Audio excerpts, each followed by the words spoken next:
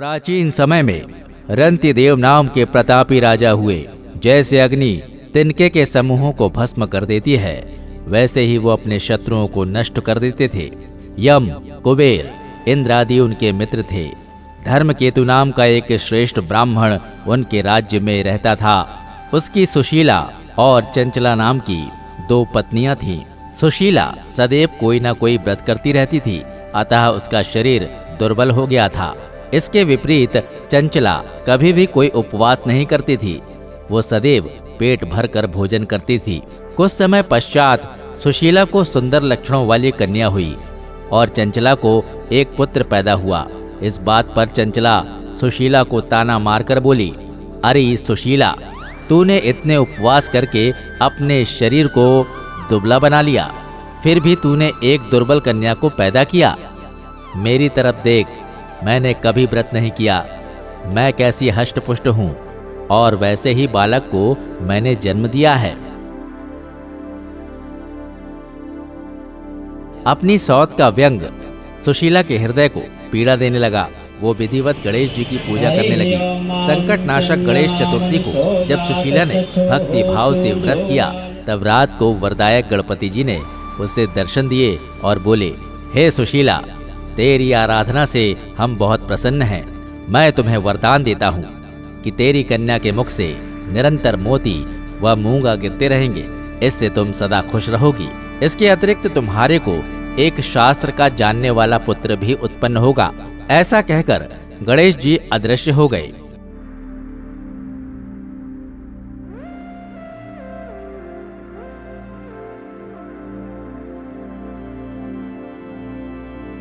कुछ दिनों के पश्चात सुशीला के एक पुत्र हुआ। तदंतर धर्मकेतु का स्वर्गवास हो गया। उसकी मृत्यु के बाद चंचला सारा धन लेकर अन्य घर में रहने लगी। सुशीला पति गृह में रहती हुई अपने पुत्र व पुत्री का लालन पालन करने लगी। उसकी कन्या के मुख से मोती तथा मूंगा गिरने के कारण सुशीला के पास थोड़े समय में ही काफी धन इकट्ठा हो गया। चंचला इस कारण उससे जलने लगी। एक दिन चंचला ने हत्या करने के इरादे से सुशीला की पुत्री को कुएं में गिरा दिया। उस कुएं में गणेश जी ने उसके जीवन की रक्षा की तथा वो बालिका राजी खुशी अपनी माता के पास लौट आई। ऐसा देखकर चंचला का मन क्रोधित हो उठा। वो विचारने लगी कि ईश्वर जिसकी रक्षा करता है, उसे कोई भी नहीं मार सकता। सुशीला अपनी पुत्री को पुनः प्राप्त कर अति प्रसन्न हुई।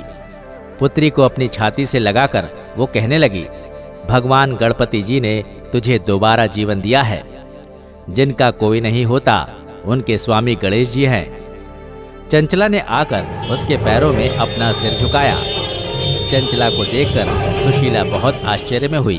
पुत्री को अपनी छाती से लगाकर वो कहने लगी, भगवान गणपति जी ने तुझे दोबारा जीवन दिया है। जिनका कोई नहीं होता, उनके स्वामी गणेश जी हैं। चंचला ने आकर उसके पैरों में अपना सिर झुकाया। चंचला को देखकर सुशीला बहुत आश्चर्य में हुई। चंचला ने हाथ जोड़कर कहा, बहन सुशीला, मैं बहुत पापिन, आप दया करने वाली हैं।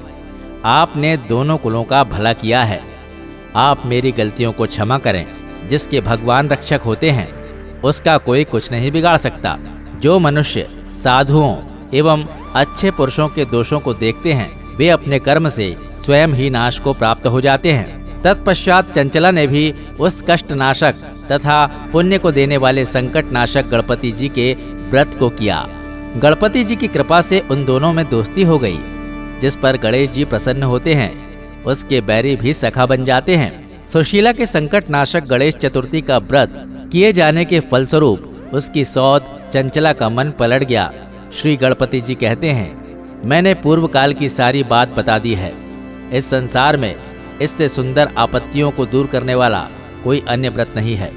श्री कृष्ण जी कहते हैं, हे धर्मराज, आप भी विधि पूर्वक गणपति जी का व्रत करें। इसके करने से आपको शत्रुओं पर विजय प्राप्त होगी तथा अष्ट सिद्धियां व नवनिधियां आपकी सेवा में रहेंगी और कुछ समय पश्चात ही आप अपना खोया हुआ राज्य प्राप्त कर लेंगे। जय श्री गणेश।